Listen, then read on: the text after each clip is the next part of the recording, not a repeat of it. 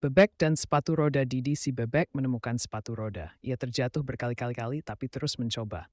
Akhirnya ia bisa meluncur dengan lincah dan menghibur teman-temannya. Pesan moral, jangan takut gagal, teruslah mencoba. Bagaimana rasanya meluncur dengan sepatu roda, Didi? Awalnya menakutkan, tapi saat kamu terbiasa, rasanya seperti terbang.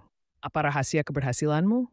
Jangan pernah menyerah dan jangan takut mencoba hal baru. Dan begitu, Didi dan teman-temannya menghabiskan malam bercerita di bawah bintang-bintang. Kalau kamu suka cerita seru dan lucu, klik tombol subscribe ya, biar kestek ke pelangan selanjutnya.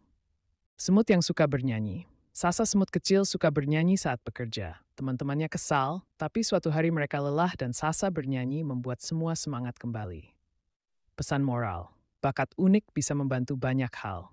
Kalian semua sudah bekerja sangat keras. Sedikit lagu lagi untuk merayakan keberhasilan kita? Ya Sasa, lagu-lagumu selalu membuat kami merasa lebih tenang dan lebih kuat. Aku dulu berpikir nyanyianmu mengganggu, tapi sekarang aku menyadari betapa pentingnya itu untuk kita semua. Dan begitu, Sasa melantunkan lagu yang indah, mengisi malam dengan harmoni. Semut-semut tidur dengan damai, siap untuk hari baru. Hingga saat ini, suara nyanyian Sasa menjadi bagian dari irama kehidupan semut-semut di hutan.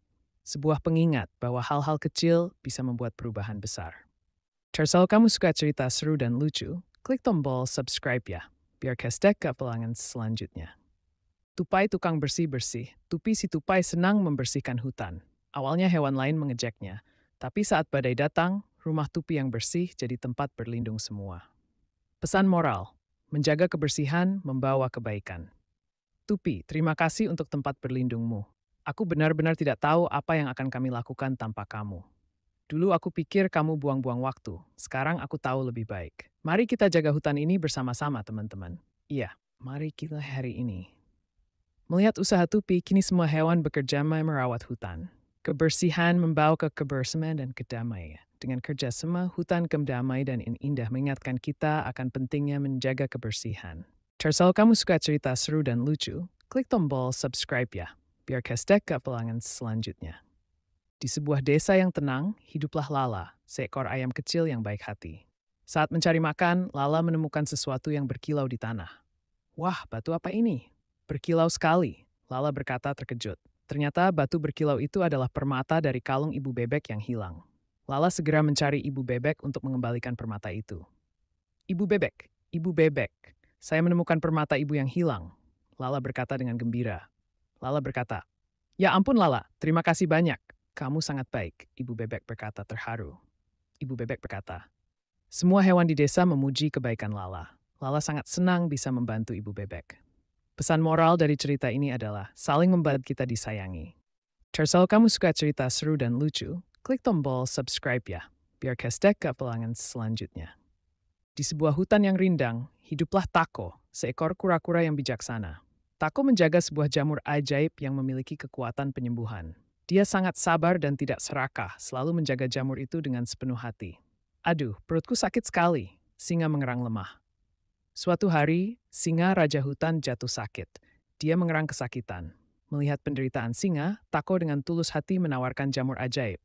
Singa, makanlah jamur ini. Ini akan menyembuhkanmu. Tako berkata lembut. Terima kasih, Tako. Kamu sangat baik. Singa berkata dengan rasa syukur. Singa memakan jamur itu, dan ajaibnya dia langsung merasa lebih baik. Singa sangat berterima kasih kepada Tako atas kebaikan dan ketulusannya. Pesan moral dari cerita ini adalah, kesabaran dan ketulusan akan selalu dihargai. Kalau kamu suka cerita seru dan lucu, klik tombol subscribe ya, biar kestek ke pelangan selanjutnya. Di sebuah hutan yang rimbun, hiduplah seekor ular kecil bernama Uli. Uli sangat takut pada bayangannya sendiri. Aduh, bayangan itu lagi. Aku takut, Uli berkata, ketakutan. Suatu hari, teman-teman Uli panik. Mereka melihat bayangan besar di dekat sungai. Monster, ada monster di dekat sungai, kata kura-kura dengan panik. Kita harus lari, burung berteriak dengan panik. Uli memberanikan diri mendekati sumber ketakutan itu. Dia melihat bayangan pohon besar. Itu hanya bayangan pohon, tidak ada monster, Uli berkata dengan tenang. Uli memberitahu teman-temannya. Mereka lega dan merasa bodoh karena takut pada bayangan. Terima kasih, Uli. Kami kira itu monster sungguhan. Kura-kura berterima kasih. Kamu sangat berani, Uli, puji burung. Sejak hari itu, Uli tidak lagi takut pada bayangannya sendiri. Dia tahu ketakutan kadang hanya ilusi. Kalau kamu suka cerita seru dan lucu, klik tombol subscribe ya, biar kestek ke pelangan selanjutnya. Domba yang suka membaca, Doni si domba suka membaca buku di bawah pohon. Suatu hari ia membantu rubah mencari jalan pulang karena membaca peta.